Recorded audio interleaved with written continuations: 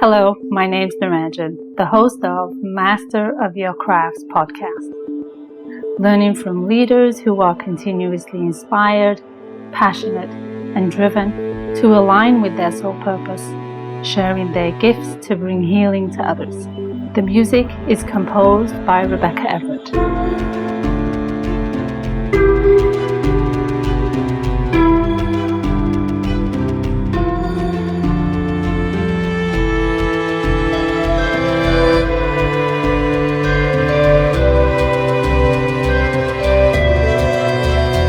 Today is episode number 141, and I had the pleasure of talking to Brian Townsend, a retired DEA Supervisory Special Agent with 28 years of law enforcement experience, including leadership roles across multiple U.S. cities, and is a DEA Training Academy.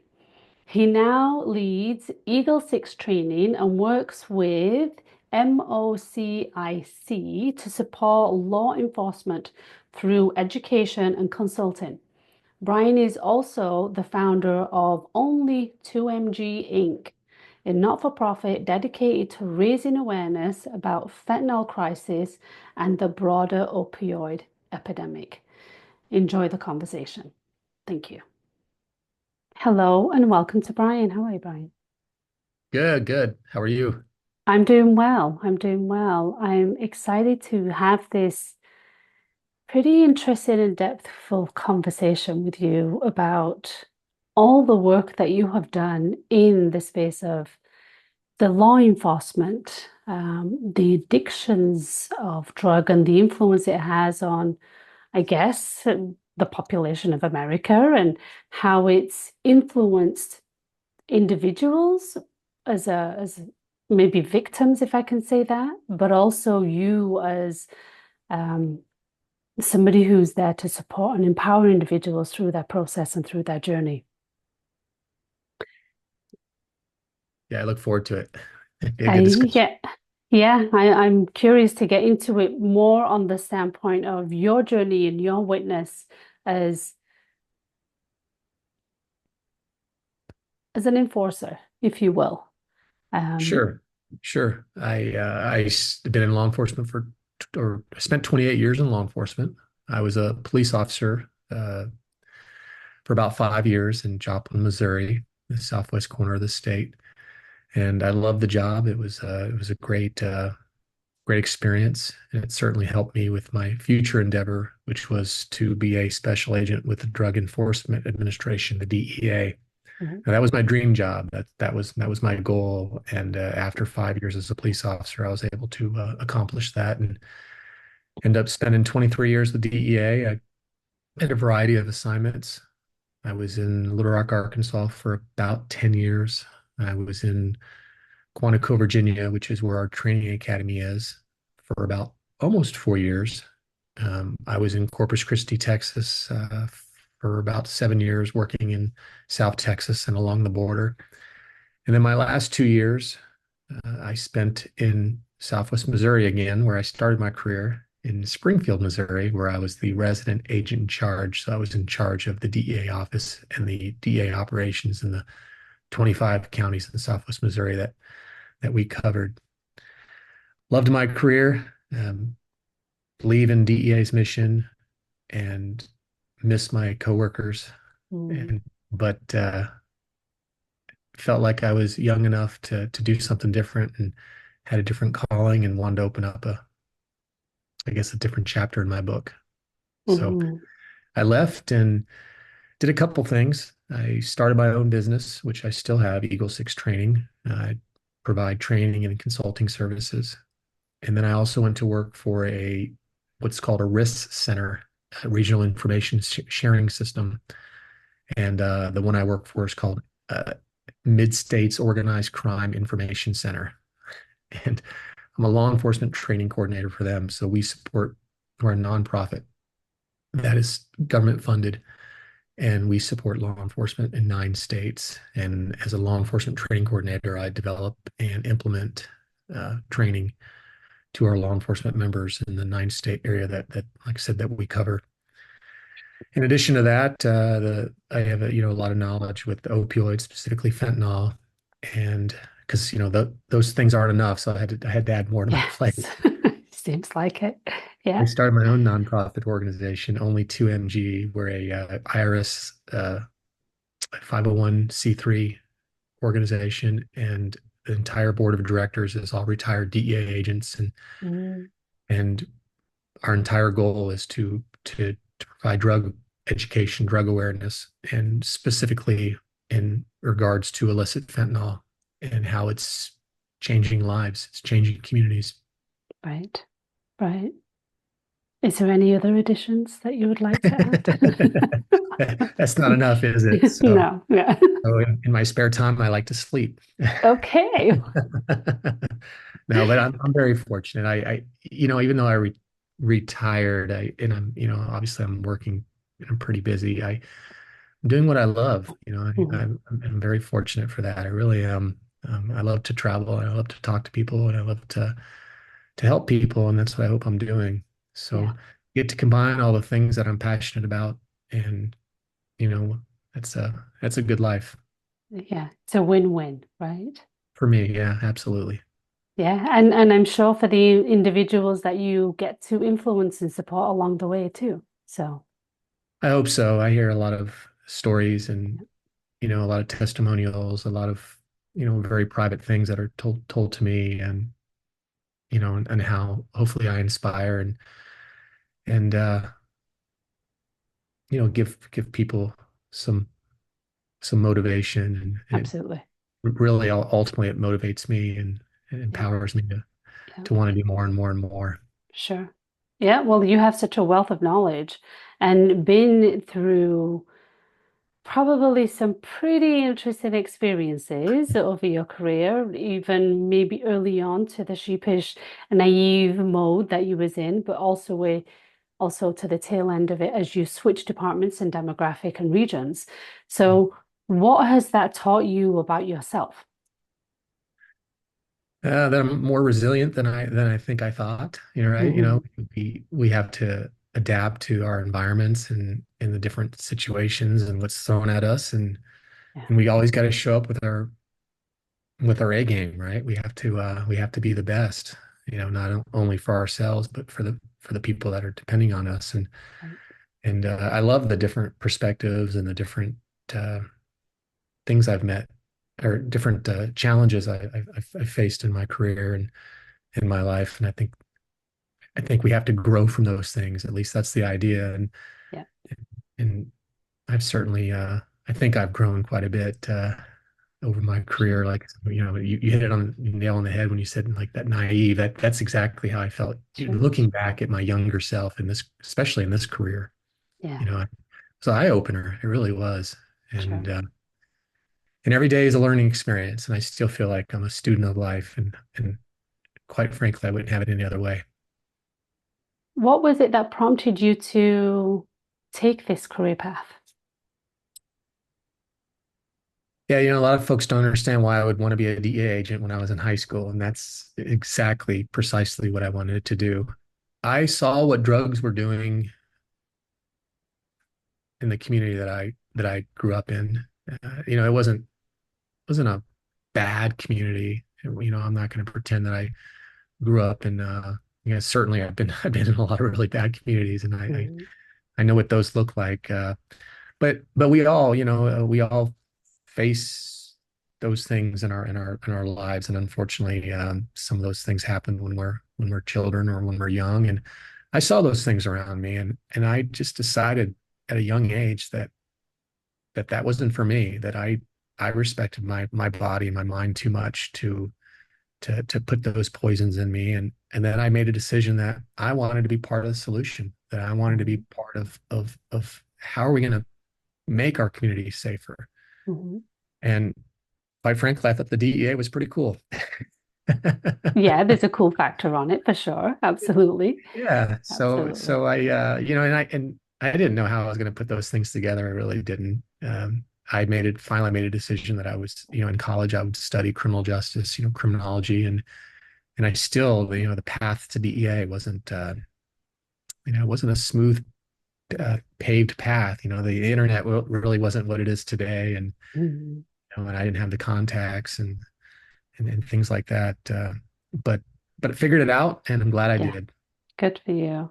Was there a tipping point for you? Because I imagine for you and for me and many other younger individuals out there, when they're seeking to embark on a career or a life path of at least something that they want to drive to for the next short while, be it long term, short term, there's often a tipping point, be it a conversation, an experience, or an influence that happens that leads us into that direction. What was that for you, barring your environment and seeing people's lives change? That really was the big one. Just seeing how drugs were impacting peers, people, you know, when I was in middle school, high school, younger age, and um, that certainly played into it. I remember a story. I had a coworker whose husband worked at the FBI Academy in Quantico, Virginia, and at the time they weren't doing public tours, but he had worked there for a number of years, and he knew I had an interest in federal law enforcement, so he invited me to the academy, and it was a nice tour. It was just a one-on-one tour with a FBI special agent. Nice. We were in the FBI building, and at that time, the FBI building was shared. Uh, their facilities were shared with the DEA, and now the DEA has their own facilities also on Quantico. Their own dorms, their own classrooms. I But see. at the time, everything was co-housed at the FBI building, and we were in the building, and I didn't know that, by the way. I didn't know that DEA was actually in that building, but we were in there, and it's a silly story, but it definitely something I remember. He took his wallet out of his back pocket and put it down, and said, "We're going to go on our tour. When I come back, that wallet's still going to be there because integrity means something. The Oh, honesty, trust. All the pillars of the FBI and of law enforcement." And I thought, all right, cool. And then right as he put his wallet down, there was a bunch of guys and women walking down the hall, and they were actually DEA folks, and they were kind of marching almost down the hall, and everyone kind of right. stopped and turned and looked at them. And even though the wallet story was interesting, my focus now is on DEA, and I was like, "Who's Yeah. that?" He's like, "That's the Mm. DEA guys. That's just the DEA guys." Wow. And and I know it's a silly story, but I looked at them and I thought, wow, that's what I want to Yeah. do. And I had knew what DEA was and the mission, but just physically seeing them there and I don't know, that's when it all came together. Is I got to figure out how to get Hmm. from A to B. Interesting. Yeah, and it sometimes echoes even louder when you're in that space, right? So yes, there was a desire, a calling, or a drive, if you will, that you had already felt in your younger years, but being in the actual environment probably enhanced it even further, right? Which often does, I think. It does. I was in the environment, and then he had just thrown this whole wallet thing with me. So now I'm thinking integrity. I'm thinking, man, this is cool, right? This is Superman stuff. This is Yes, so he's pumping me up with this, and at the very same time, I see these guys walking, and they're just very professional looking. sure. And I just thought, wow, I like what you're saying, but Yeah, wrong agency. yeah. No offense to the FBI, but wrong Yeah, agency. yeah. So fast forwarding your career in that, have you been in touch with him? Did you see him along the years or as you developed your career in it? I'm sorry, say that one more time. I didn't hear the. Have you been in touch with that particular individual who gave you that tour over the course of your career? No, actually, no. That was a first and only time I met that individual. Huh. I think he was just picked to Yeah. he drew the short straw. How's that? No, To yeah, I give don't some think punk so. kid a tour of the Yeah, academy, and it yeah, wasn't something they normally did. I'm sure he was a staff member that worked there. I don't really remember his yeah. name, But but it's it would have been nice to reach out to him, and at least he could have saw the result sure. of this person's life, right? That's right. That's right. Just as you are embarking that for yours, Yeah. the intentions behind it, the places that you work, the not-for-profit you've got, and all of that. It's seeing that end result. It's seeing that result, I guess, the It's influence that we have, right?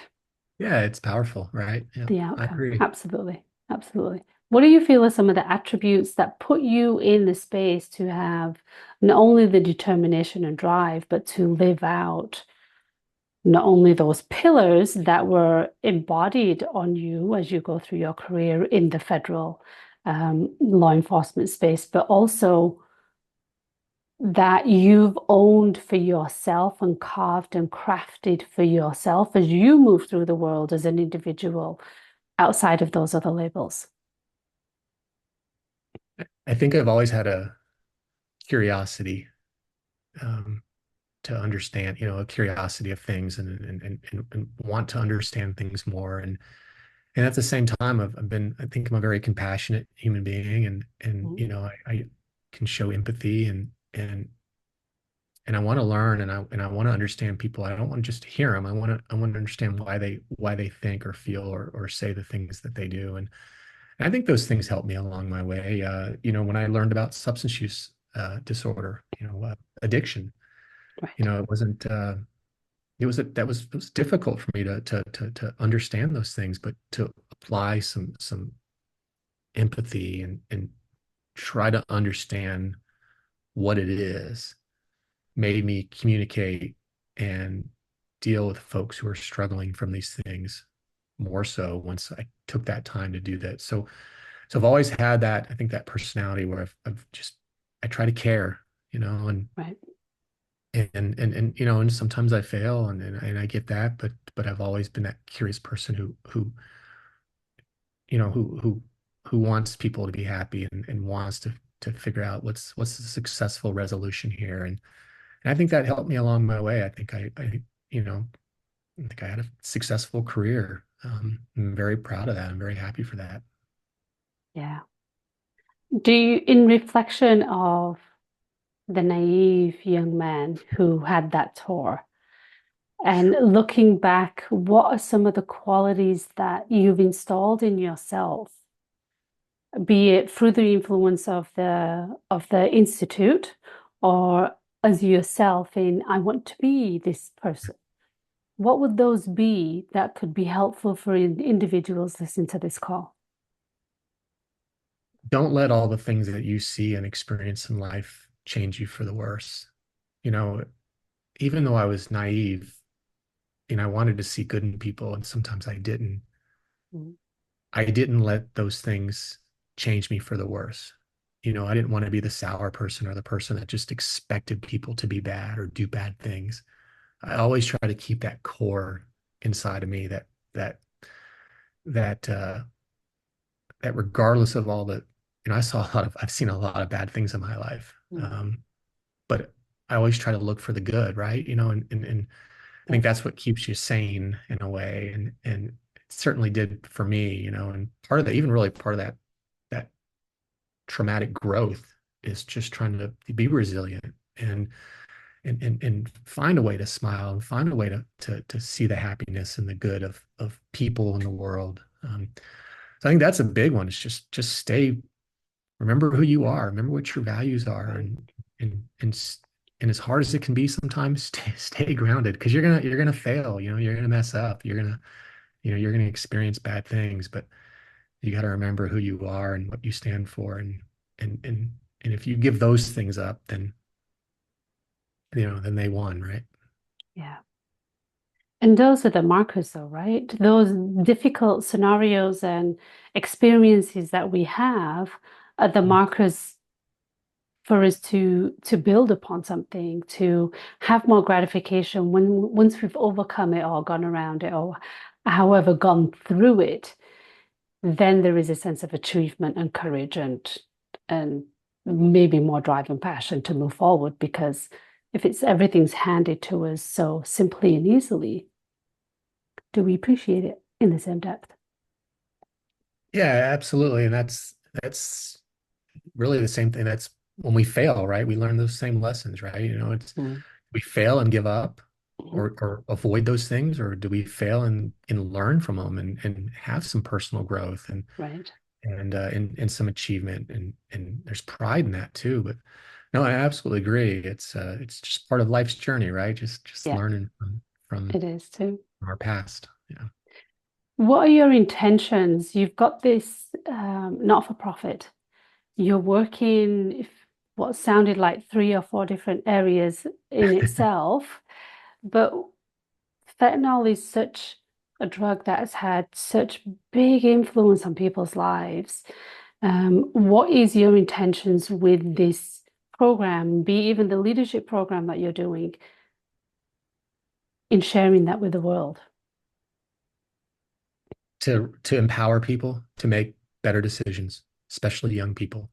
Even when I talk to adults, if they take the conversation into their own homes, into their own places of employment, into their own churches, Rotary Club, whatever, Mhm. that's a beautiful thing because we have to have these conversations.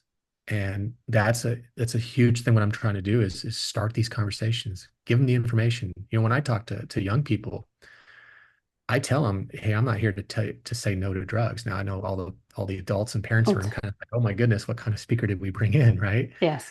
Then I make it quite clear that my intention is to empower you with the correct information. I'm going to give you the information. So when you're in that scenario, that you're going to hopefully say no to drugs, hopefully say no to all the bad things, Mhm. but you're going to do that based on your knowledge. Because knowledge Right. is power. I know that's maybe a cliche, but that's Yeah. the absolute truth. Knowledge is power.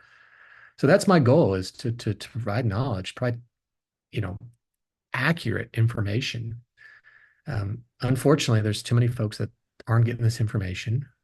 Whether that, their families just their parents don't want to have these conversations. And I tell them, someone's gonna, it's gonna be a drug dealer, it's gonna be Right. a friend, it's gonna be social media. And why wouldn't we want, especially our young people, why wouldn't we want them armed with good information, accurate information, and allow them to empower themselves to make hopefully intelligent Decisions. decisions? Yeah. So that's really what my goal is to provide information. And I've spoken throughout the United States. I think I've done 80 some of my main presentation, which is 4 hours long. When I talk to students, I don't talk to them for that long. They Yeah. fall Yeah. asleep after That's right. 20 minutes. But I would if I imagine. get an Yeah. hour with them, that's wonderful. And that's Mhm. typically if it's high school or college level, I can get a little bit Mhm. more. But younger kids, I'll take 20 minutes if that's all I get. Yeah. Give them Yeah. the bare bones information. Yeah. So while it's great to arm people with information so they can take action in the right place, because that's part of the deal, right? We Mhm. get to um, gain more insight and gain more education and understanding, but it's all in the action. We know that we're living in information age, we're bombarded with it in many different ways, but it's building that habit, building that structure. So when it does actually happen, this is the choices hopefully that they will make. Yeah, I totally agree. And that's why I think part of that process is the conversation, right? I mean, you're not even going to get to the choices and to the habits until you at least honor the conversation, have that conversation. So if this is step one in that long process, then so be it. It's Mhm. step one. And I'd like to get them on the right track. So So it also begs the question, what happens with the vast accessibility of this drug? So in my line of work in with the energetic and understanding of people's emotional and physical behavior and all of those pieces, I ultimately go to the root cause of it, and we pull out the root of the issue rather than keep trimming back the branches of this tree that keeps, or this weed that keeps growing. Isn't that a bigger conversation to be had? 100%. And that is what we need to be doing as as a culture, as a society, is the figuring out the root cause, like you said, because right now we're just trimming the branches, right? Yeah. we're not having conversations about mental illness and trauma. And we know that, especially young people, that a lot of them turn to drugs or alcohol as a coping mechanism.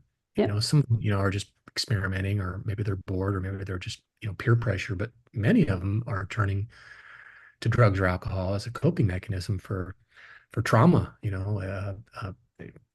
physical abuse, sexual abuse, mental abuse. Right. And I agree. That is a topic that I talk about, especially with the older folks, or the adults in the room. Mhm. Is Those are things we need to address as the root cause. And it's kind of like the solution or the you know helping people who struggle with addiction. Medicated assisted treatment. It's not just the medicine. The medicine is just to help you wean off the physical drug. Why we call it medicated assisted treatment is we need to figure out what's the cognitive therapy, what's the Right. behavior, how do we prevent you from even wanting the drug, right? That's right. Yes. So I wholeheartedly agree that needs to be a national conversation. If we're going to reduce demand in this country for drugs, we need to go after the root problems. And Hmm. people always ask me questions like, what do I think about safe drug sites and this and that and this and that. And to me, Right. unfortunately, we have a limited amount of resources that the various stakeholders, politicians, et cetera, are throwing towards this problem. Yep. Sadly, I wish they would throw more at it, but they don't. Right. So with the limited amount of resources we have, let's get to the root. And the root, unfortunately, is going to be the mental illness, the trauma, the things like that. And unfortunately, those are all discussions that we're really not having too much in this country. Hmm. Hmm. Which, begs a bigger question. If there's such a big issue, then why aren't more resources going there, recognizing that this is a domino effect that plays out in so many other it tethers into so many other areas of life. People not thriving in their careers, in their lives, and they being more dominant on a system and or more dependent, should I say, on a system. And so it just escalates even further. So granted, yes, we're probably talking and wishing for the same thing, but to me it just begs that bigger question of, but why? I agree. I think the answer is we stigmatize this. It's not a priority. It's not a national priority. We call people who struggle with drug abuse junkies. We call them addicts. We call Hmm. them every derogatory term in the book. Right. We call it a moral failing. What we fail to understand is what's happening in the brain. We know Yeah. for a lot, some of these people can use drugs, on Friday night and Saturday they're fine, or Right. but there are people who it changes the way their brain functions. Yeah. They're not using the drug to get high. Yeah. They're using the drug to avoid the withdrawals and the pain, and we don't have that conversation because we look at it as, these people made their bed, now let them sleep in. Hmm. And that's unfortunate. And like you said, and if people would just stop to think, even the selfish people who have that opinion, if you would treat it, think of all the things that we wouldn't keep on occurring. All the drug related crime, Yeah. all the revolving door of That's right. resources that are being thrown because we're Yeah. not solving the root cause. We just keep on putting them in, temporary fix. Yeah. We give them a band-aid, and then 2 weeks later we see them again, right? It's That's it's right. like it's like not a naloxone, Narcan. I love Narcan and naloxone, but talk to law enforcement who are using it in their communities. They're using it on the same people over and over. Why aren't we targeting these particular people and figuring out how we can get them in some type of treatment that works, and put our resources to helping them so they're no longer repeat customers, Right. of naloxone or the criminal justice system. That's a Right. win-win for everyone, but we Yeah. refuse to we just refuse to do it. What have you seen the shift in terms of the trending drug, I'm going to call it, because I think fentanyl has just come on board, from my understanding, which is super, super primitive based on your expertise. But there would have been other drugs before. So How have you seen fentanyl become a trending drug over the years, and why do you think it is? Well, unfortunately, fentanyl has taken over. It is in our entire drug supply. It came in. It's an interesting story how it really came to our drug supply. I'll give you the Reader's Digest version. Is Hmm. Hmm. is in the United States in the 1990s, mid 1990s, we changed pain management. We changed pain management. We added pain as the fifth vital sign in the medical community. Hmm. And if you go back, that was in 1996. And you go back prior to 1996 and you look at probably the last prior 20 years to that, the pharmaceutical industry convinced the medical industry that opioids were safe and that they were non-addictive and that we needed to prescribe more. And they kept on hammering this message, very well organized, well funded campaign.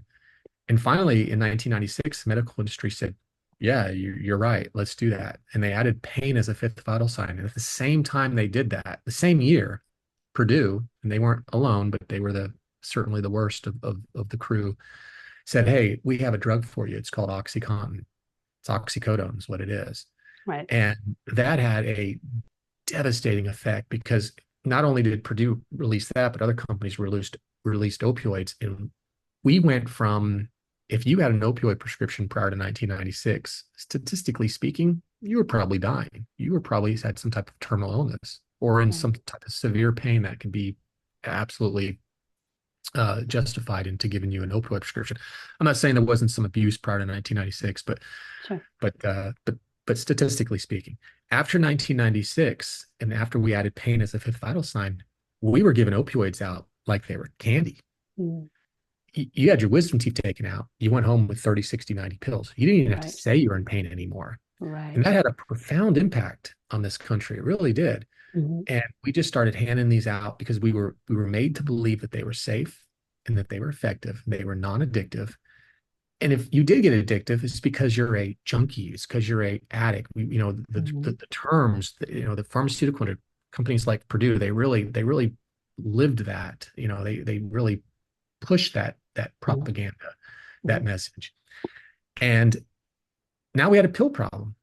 And Right. and 2012, we had 81.3 prescriptions per 100 people in this country. Per 100 people, 81.3, that was the highest. And finally, after 2012, we started to curve that a little bit. Still relatively high. I think it's Wow. 36.5 per 100 people now.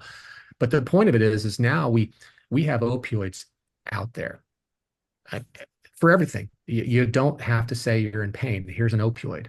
Hmm. So a lot of people got addicted to these things.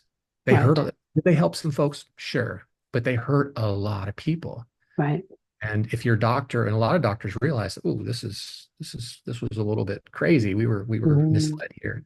So I'm going to Hmm. wean you off from it and cut you off these drugs. Well, what'd you do? You went to another doctor, or you went to a pill mill, and then these Right. pill clinics that popped up. And then eventually we started seeing an increase in people turning to heroin. And we know now there's a lot of research that's been done on this that, in fact, National Institute of Drug Abuse, NIDA, says that about 80% of heroin users started on legal opioid prescriptions. Wow. That's a Yeah, huge 80% number.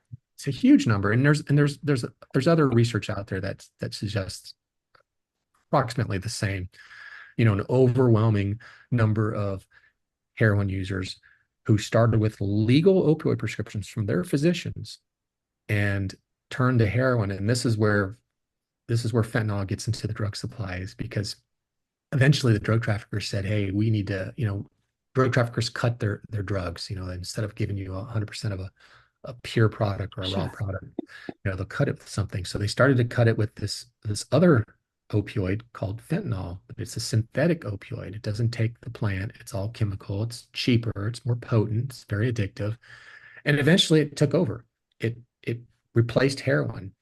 You can still find heroin out there, but it's pretty rare. And when you do find heroin, I know last year in the United States, about 72% of all heroin contained fentanyl in it. And then it just took over. And then it got into our pills. And now it doesn't even have to be an opioid anymore. I mean, Mm. Adderall, Xanax. I mean, all the counterfeit pills out there, there's a good chance that you're going to encounter fentanyl in them. And then it started taking hold into our meth supply and our cocaine supply. 17% of all methamphetamine seized by law enforcement last year had fentanyl in it. Almost Wow. 41% of all cocaine seized by law enforcement last year. And I mean all law enforcement. I'm not just talking about DEA, had fentanyl in it. Wow. So the trend is fentanyl is taking over. I mean, nationally in the United States, methamphetamine is the most seized drug in the United States. Wow. Number two historically has been cocaine. In 2000, just to give you an idea of how quick and how powerful fentanyl is, in 2014, there were about 5,500 instances of fentanyl being seized by law enforcement in the United States. By 2019, there were over 100,000. By 2020, there were over 200,000. So, like I said, methamphetamine is the number one drug seized. Guess what number two is now nationally? Fentanyl. And Mm. it did that within 5, 6 years. Wow. And it's in our entire drug supply, and it is killing people, typically unknowingly or unwittingly. There are a lot of folks who are looking for Percocet or Oxy or Xanax Right. or meth or Right. Coke or you name the drug, Hmm. and they're getting fentanyl. They don't even know it. It's tasteless. Mm. It's odorless. So when you look at the drug numbers, they're you know I'm not surprised. I'm saddened by it, but I'm not shocked that you look at we lost 107,000 people in the United States last year to drug poisoning, and about 75, 80,000 of those folks were because of this one drug, fentanyl. Wow. And when you understand that it only takes a little bit and how it's infiltrated the entire drug supply, unfortunately, it doesn't surprise you that 75 or 80,000 people lost their lives to it just in Right. 1 year. So, These are it's a long-winded answer, but it's a powerful drug. it definitely is. And it's pulling it out of the well, getting into the supply is probably easy, but Yeah. pulling out of it is going to be really hard. It's like taking sugar out of the food chain. Right. And the traffickers know that. This is big money for these traffickers, especially the cartels in Mexico, the Sinaloa cartel, the CJ&G. This fentanyl costs them pennies to make, Mm. pennies. And Mm. and unfortunately, the demand for drugs in the United States is too great. Right. That's how you, by the way, that's how you want to end the war on drugs or whatever you want to call it. Yeah. Reduce the demand. Yeah. If you and I had a product we were selling, no That's one right. wanted to buy it, guess what? We would find another product to sell. That's right. Uh, Yeah. Yeah. Unfortunately, we have a demand that, unlike any other in the world, I should add, Is that right? you should see some of the research out there. It's 2019, USC did a study where they were looking at just high income nations, Germany, Italy, Japan, England, France, etc. No third world countries. And they looked at drug use, and they found that in the United States, your chances of dying from drugs are 3 times greater than any other high income nation. The two Wow. lowest in the world, Italy and Japan. Your chances of dying from drugs in the US compared to those two nations, 27 times greater. Wow. 27 times greater. And then you Wow. look back and, historically, like I said, the opioids, I mean, we treat pain differently. That's a big reason right there. We Yeah. still to this day treat pain differently. Yeah. I'm not saying other countries don't use opioids. That I'm would sure. be Yeah. a false statement, but Hmm. we treat pain differently. And when you look at the numbers, when I told you about, earlier, we talked about the high prescription rates. And Yeah. then you look at it overall, 80% of all oxycodone use was used in North America. 99% Mm. hydrocodone use in North America. I mean, why do we treat pain differently than any other country in the world? Doesn't make any Wow. sense. It's big business. That's what it is. Yeah, that's really, I say, doesn't make any sense. That you're 100%. It's big business. The Big pharmaceutical industry business. in this country is very powerful, Very. and Yeah. Yeah. yeah, It's an big. unfortunate. It is, and it's an unfortunate space that it takes the lives of many. Yeah, too many people, especially our young Yeah. people. Yeah. So that's the unfortunate piece. However, you've got many arms in your skill set that you're leaning in and supporting others, be it through the not-for-profit or the legal training that the leadership training that you're doing. So I guess, like you've said, spreading that message out there is crucial. And arming people with the information is even more. However, I'd like to add to that, and I don't know if it's part of your training, is the emotional piece. what is the emotional challenges that ultimately people are curbing Mm. with a substance that is not inherent in their body. So, what do you feel that truly is that people are masking? Yeah, and that is a piece that I probably don't publicly tackle too much. And that's a powerful piece, right? And those are the internal discussions that are being had, with the people that are struggling for this, or even, Mm, within their own circle of of friends or family, and, community. Yeah. um, Yeah. that's the powerful piece. That's what,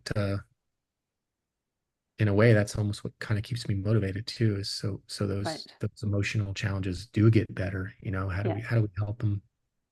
How do we help them be resilient and That's and right. get through these really tough times in their life? But Yeah. yeah, my training unfortunately doesn't really tackle too much of that piece of it. But I've certainly had a lot of personal discussions with people that are struggling with this, who share some of those things, and the emotional pain of it. Hmm. Hmm. Because And for ultimately, we me, know for sure. Ultimately, we know for sure as human beings and as individuals, it is all emotional driven, be it we want to go and buy a product off of a retail store or buy something online. It's the emotional connection in that marketing piece, uh, relationships that we have with people. It is all based on the emotion. yeah. That is going to be the driving force of it. So, And how do we help them change their buying the habits response. when it comes to Yeah, criminal activity, right? essentially. Yeah, essentially. Yeah. It's great marketing what they're doing. This, Fortunately, yeah, yeah. yeah. So, but it's at the cost of these lives, which is unfortunate. But again, I'm gonna lean into it's their decision-making process. Decision-making process that's going to be influenced and based on the environment that they're in. So, be it I'm here in Toronto, so be it me being here in Toronto or somebody else out in a very urban small town, our community, our environment, our places of influence is what what really nudges those decisions and those actions. But we have this thing called the internet that everybody has accessible to us on the phone or Yeah. on a watch or something. And that influence is possibly even greater than our physical environment, which is a scary thought as well.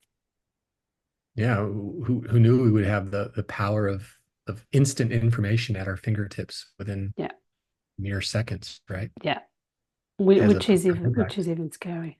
Yeah, It really does. It has a incredible impact on behavior and and choices and all kinds of stuff. yeah, absolutely. Absolutely. Is there, as we start winding down this beautiful conversation, is there anything else that you want to add in terms of what is showing up next for you? I know you've got your fingers in many, many different pies, all good ones. What is next for you in terms of not only continuing the work that you're doing, but is there something else bigger that you're looking and striving to do in support with your other fellow mates? Yeah, I'm just trying to expand. I'm trying to scale what I'm doing. I have great support from folks. Like I said, our only two MGs board is all. There's four of us, and we're all retired DA agents. And I've had a lot of conversations with other folks, retired DA agents, and some active, and Hmm. just people in law enforcement in general, and how we can scale our message, how we can reach more people. Right now Right. I'm doing everything myself, and I like to travel, and I like to talk, and I like to have these conversations. But how can we scale this? How can we make a bigger impact? And unfortunately, some of those things are going to take money and resources, and Yep. just trying to figure out how to make that happen, and Right. one step at a time. That's the we have some goals, and we're gonna put one step in front of the other, and until we reach them. That's right. That's right. But you have a plan. You have a drive, a desire, a passion to be able to have this rollout on a larger scale. in different regions and different areas, which is the important piece. Yeah, and until people tell me they don't want me there, I'm gonna keep on looking, Yeah, different venues and locations, and I'll talk to anyone, and I love having these discussions. I right. didn't realize this part of my life would be so involved with this. I like to train, like to teach, but I didn't realize how much of an impact fentanyl Yeah, would have on my desire to do what I think is my path in life, or at least my right. next chapter in my book. Yes, exactly, exactly. And who knew, right? Yeah. Who knew coming in as that naive young man having that tour, Yeah, ha- exactly. So having that tour. So, yeah. Brian, thank you so much for sharing your wisdom, your experiences, and your stories, which I'm trusting will leading well to those who were listening to think twice about perhaps some of the decisions that they make in their own lives, but also be able to share the information for those they know who might be struggling in their own challenge and in their own lives, be it on an emotional level or be it just what is it they're ingesting in their lives too. So thank you for sharing all that you know. Thank you. no, I appreciate it. Appreciate the opportunity to speak to you today, and hopefully it gives some people some things to think about. Absolutely. Thank you again.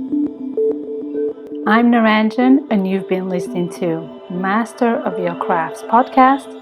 Please subscribe, rate, and review, and join me next week for another episode. Thank you for listening.